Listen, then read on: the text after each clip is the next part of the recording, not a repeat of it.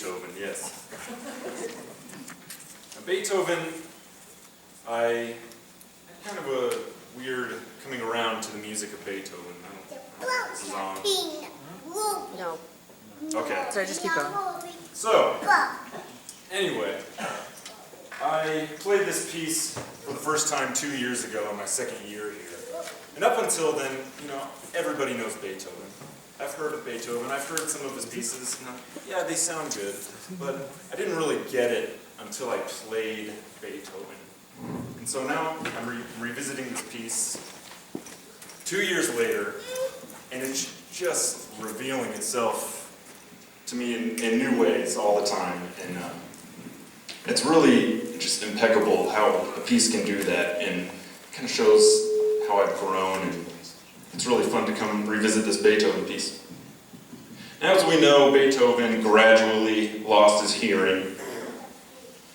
In a letter he actually wrote 4 years after he wrote this piece in 1798, he expressed his grief at losing his hearing, and he contemplated suicide, but he said he wouldn't do that because he felt that he still had music to give.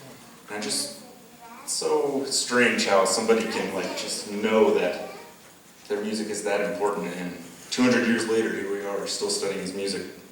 Well, not only did Beethoven have this immense emotion in his music, but he also did a lot of cool things with form and innovation there. So this movement, it is from his Piano Sonata, number 8, opus 13, Pathetique. Now, sonatas during the time were generally written in what's called Sonata Allegro form. And it's basically a 3-part structure. The first part is you have this exposition where you're presented with the music. You have a theme, usually 2 themes that are contrasting. Bam, that's it. And then the second part is called the development. And then they take music from that exposition, those first 2 themes, and they mess around with it a bit, they change it up, but you can still tell that's where they're deriving it from. And then the third part is called the recapitulation, the recap, and generally the themes from the exposition come back in the recap, and then the piece ends. But Beethoven, in this particular piece, it's really cool, he kind of messed with it a little bit. Instead of starting right off in that exposition like most sonatas do, he has this slow introduction that's really dramatic and really just engages you. And this slow introduction recurs throughout the piece. And so you have these interruptions of the form, and it's really unique. And I want to play a little bit of it for you to kind of show you how he changed the tradition. So here's this slow grave. It's marked grave, which means slow and solemn. And this is how he begins the piece.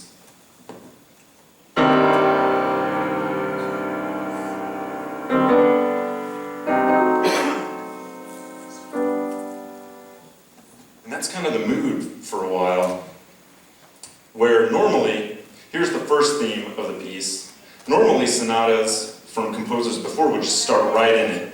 So normally the piece would start at this theme, which sounds a little bit like this.